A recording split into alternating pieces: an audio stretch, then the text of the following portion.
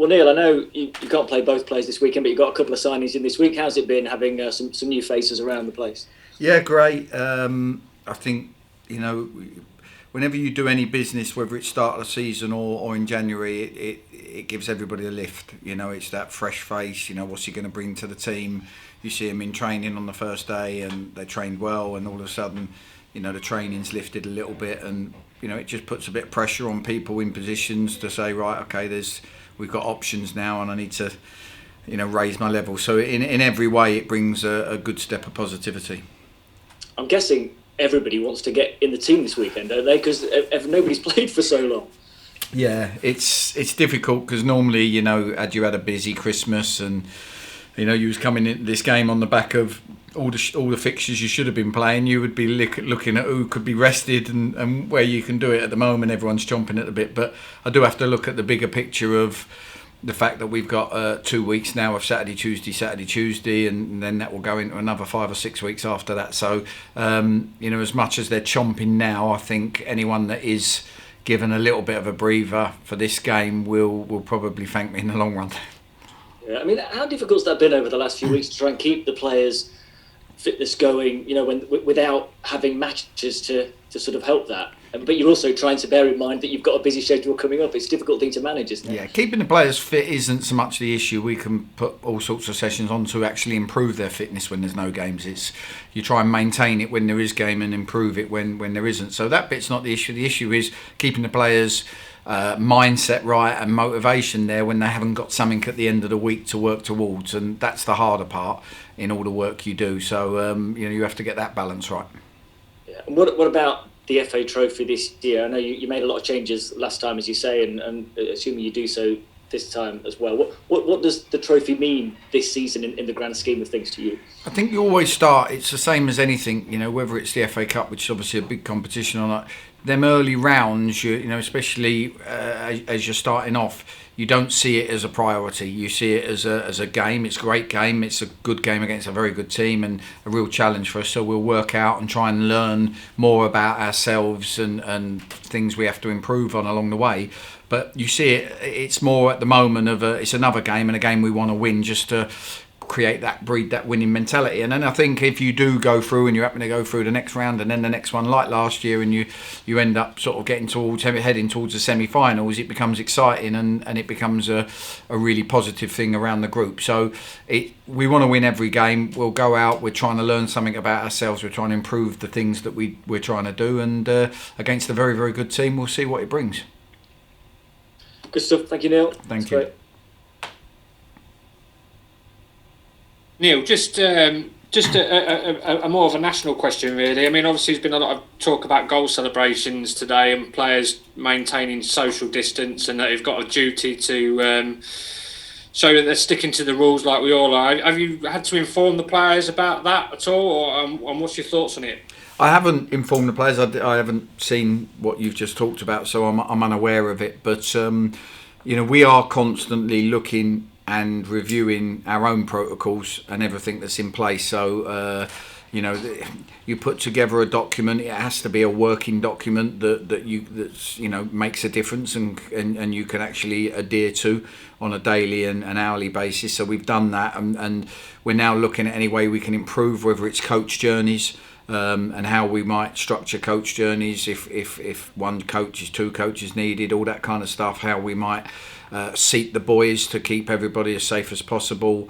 On top of all the usual stuff of the sanitising the hands and the masks. So we'll take guidance on everything from the experts. And if all of a sudden celebrations are something that's brought into question and we need to sort of make that point to the players as well on top at that moment of excitement that somebody's done something great and try and control them, then we'll add that onto all the other bits that we're trying to do.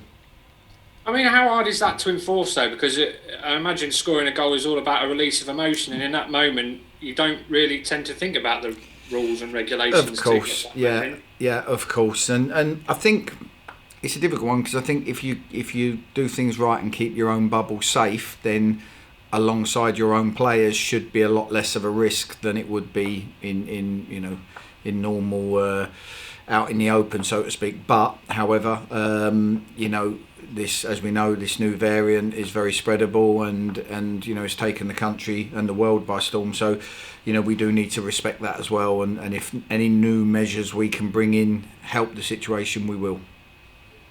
And just in terms of the season overall and COVID, I know there's been talk about the season particularly being suspended briefly and then resuming.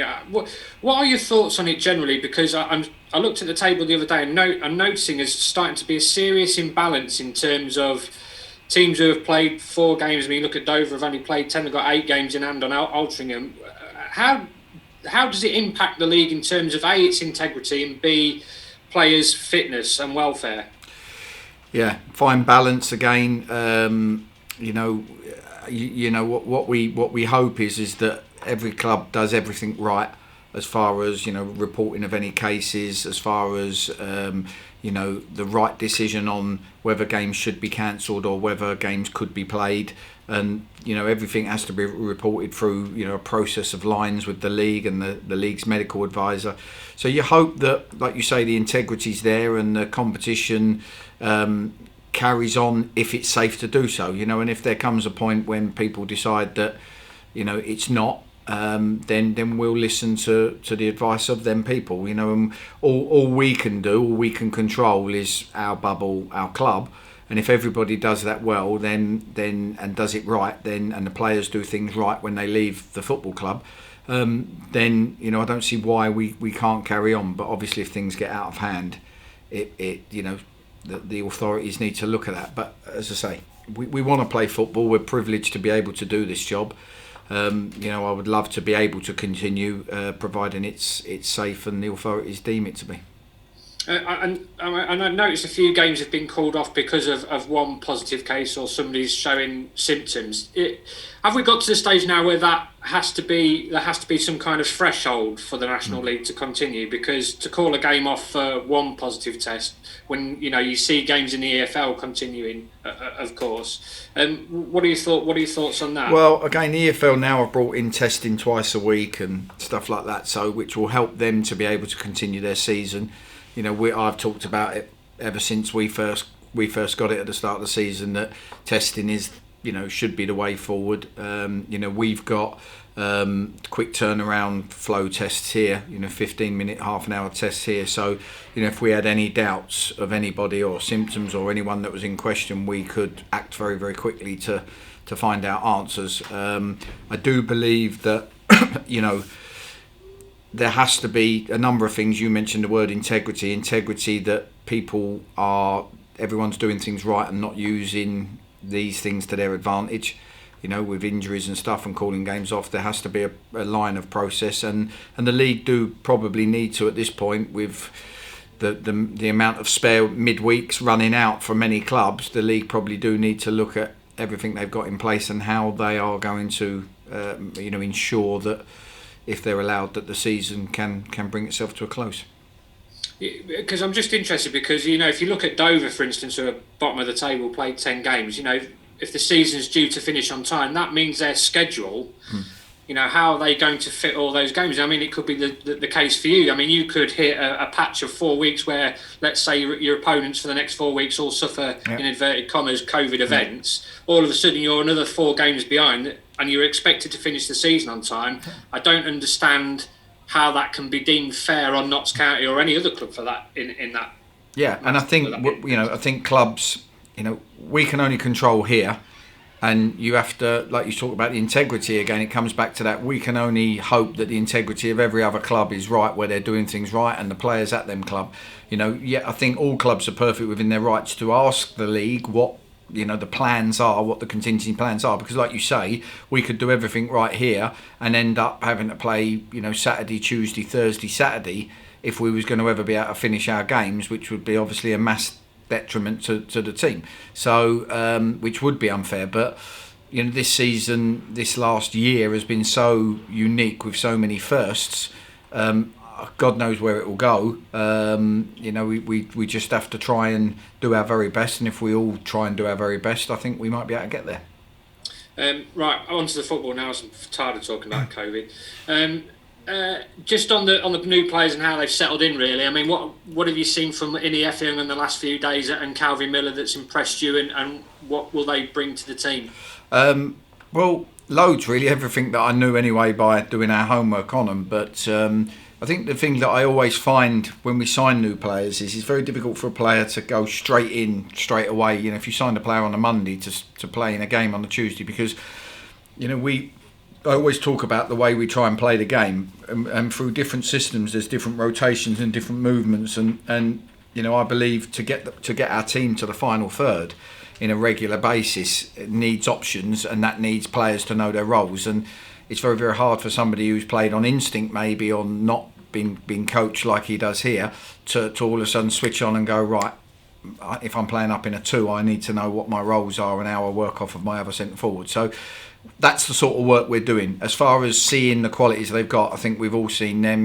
Like I said before, a couple of centre halves have bounced off of Innie and realised he's a big strong boy and he's quick and strong, and that the lads enjoy watching that, and a couple of times Calvin's left 2 or 3 people for dead with lovely change of direction and flow that he's got, and delivered a great cross. So you just see glimpses while we're coaching them and making them up to speed to know how we play.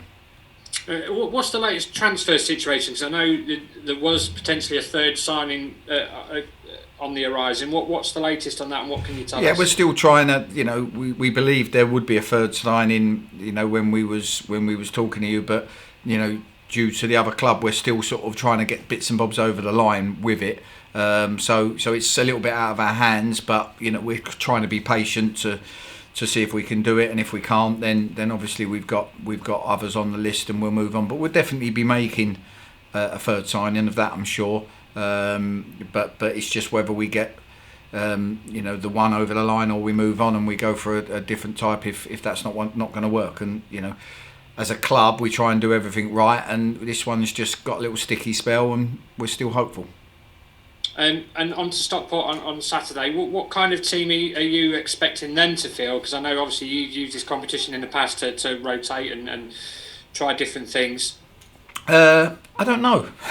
They put in a great performance on Monday night in difficult circumstances against West Ham. And they changed their shape a little bit and tried to deal with a Premier League team in a different way. Whether they'll go back to how they do play and whether they'll go as strong as they can, I don't know. I think they've played the same amount of games as us in the league, so we've kind of got the same fixtures to fit in. At the moment with the weather, touch wood, the main priority is getting the game on and playing it first and foremost with the rain and the snow we've had, and then once that's on, let whatever happens. Hopefully it'll be an entertaining game end to end, both teams trying to win it, and we'll see what happens.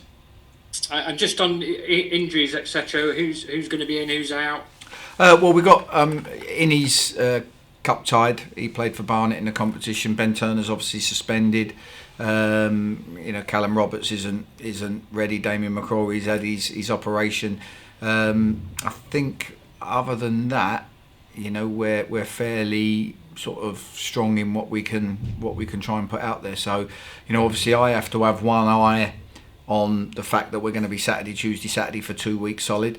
So I need one eye on that and how we're going to get through, and I'm already looking at Yeovil and how tough a game that's going to be, and what type of team and what players might suit that game, as well as looking at this game and then on to the Torquay game. So I'm trying to look at this first week certainly, because if you don't think ahead, you won't, you'll get there and think, oh, what do I do now? So you do have to plan, and I'm looking forward to it. It's just want to get out there and play a game of football. And just finally on the league table, I mean, you've only played once in 3 weeks, I think, if I'm right in saying, but actually your position in the table hasn't changed that much, has it? I mean, how sort of pleasing has that been? I can't control the results that go on elsewhere, and it probably hasn't changed because there's been a lot of games played because so many have been called off. So I try not to look at the league, because we could, with the fixtures, with everything that's going on, and we keep getting them cancelled, we could be third 1 minute and 16th the next, and if we're 16th, people could be looking at us and going, what on earth's going on? And we might not have played a game, so it wouldn't have been our fault. So you just got to, like I said, I always talk about the points per game. You look and go, are we on that trajectory to be going where we want to and giving ourselves a chance, then and that's all we can focus on. And final question, Callum Roberts, what's the latest with him? I know he's obviously doing rehab work. Yeah, he's doing his rehab work, and it's really positive signs at the moment.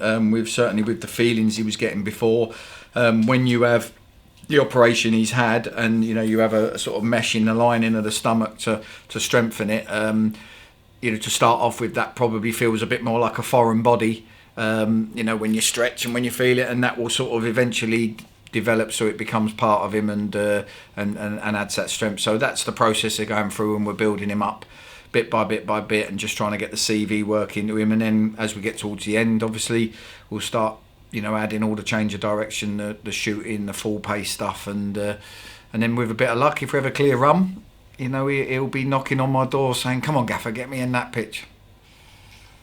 Lovely, mate. Thank you very much. Cheers. Thank you. Jake. Great stuff. Hi, Neil. How are you? Good, thank you. Good stuff. Just a few follow-up questions, really. You mentioned that the third, potentially third deal is in the pipeline. Are you looking at any more sign-ins beyond that, or does it depend on how that one goes? It depends on a number of things. I mentioned the other day that we were talking to Sheffield United about Sam Graham and whether they feel his development might be better back there. So we're still having them discussions. His loan ends after the game on Saturday, so we're having them discussions. Obviously, if he goes back, we've got a situation, and we're three centre halves and Ben Turner suspended, and it's something to look at there. Whether we jump straight in, we don't know. That depends on how Saturday goes and injuries we might get. So yeah, there's potential there, but I wouldn't say it's dead set that we're going to jump on it.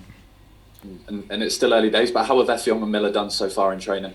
Yeah, great. Everything I knew they'd bring, and you look at their characters as well, and both desperate to play, both bought into it, can see the quality of this group. You see it in the way that we pass and move, and the style we try and play, we try and implement every day in training, so they're getting it. But obviously there's times when we need to show them the patterns and their role within that, and make sure they're up to speed on it. So delighted with them so far.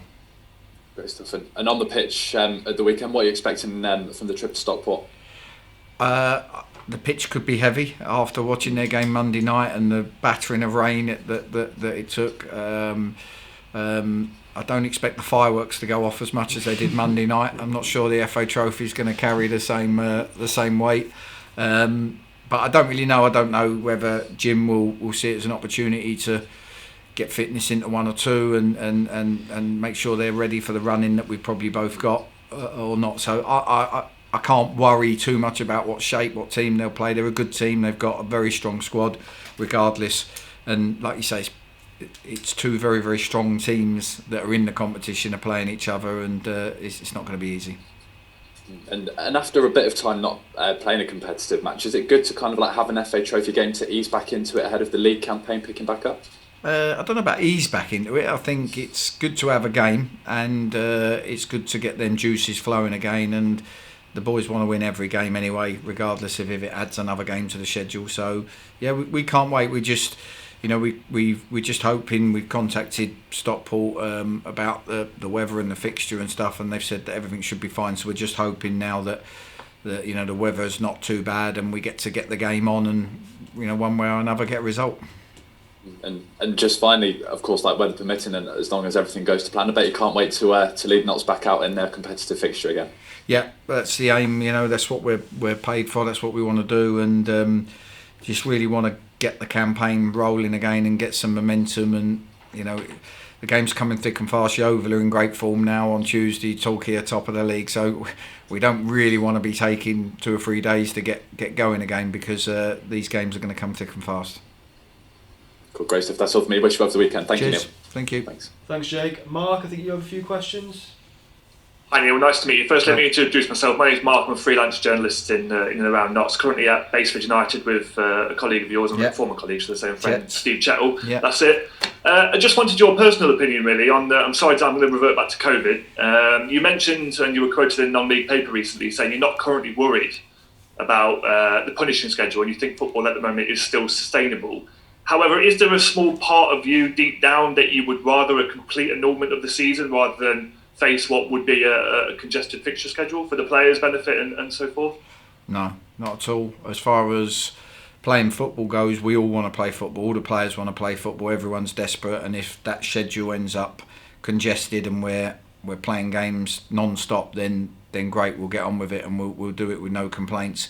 If the people who know the data and everything that's going on with a lot more intelligence than I have told us that there was a huge risk to society and people if we carried on playing, then I would quite, within my rights say, yeah, no, let's stop, and agree to stop, because the safety of people always comes first. But if them people are saying it's okay for us to continue, keep putting the protocols in place, then we're desperate to play.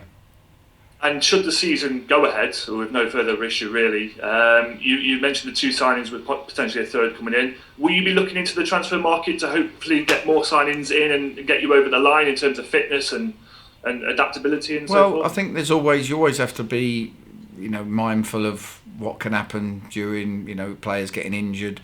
Damien McCrory's one we was hoping would be back playing now, and poor lad's had a serious injury. So I think the answer is, for now, we would like to get one more in, which we're hopeful we can.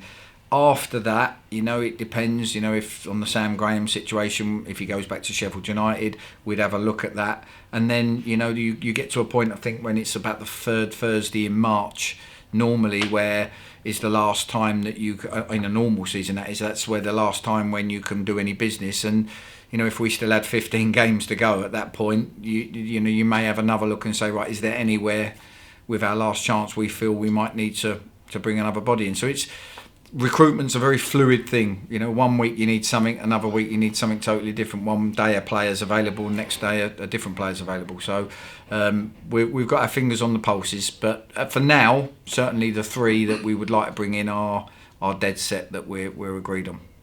And you go up to Stockport on Saturday and you face Jim Gannon, who reached his 500th career game, I think, or either in Stockport or overall. What's it like as a manager to pit your wits against a manager like Jim Gannon, who's quite reputable in the lower leagues and in Stockport? Is it something you look forward to challenging yourself against, or is it just another game that comes and goes? The games come to think about. I know how tough being a manager is. I've experienced it for many years, so I have nothing but respect for every manager I come against, whether we're playing somebody from 3 leagues lower or 3 leagues higher, or our own league. So, whether it's Jim Gannon, whether it's Darren Sarll on Tuesday, I have the utmost respect for him. I know how hard it is to deal with the pressures and of trying to get results, and a lot of the time it is out of your hands what happens. So yeah, utmost respect for Jim and the job he's done. I think very, very good team. I think anyone that finishes above Stockport will go very close to winning the league.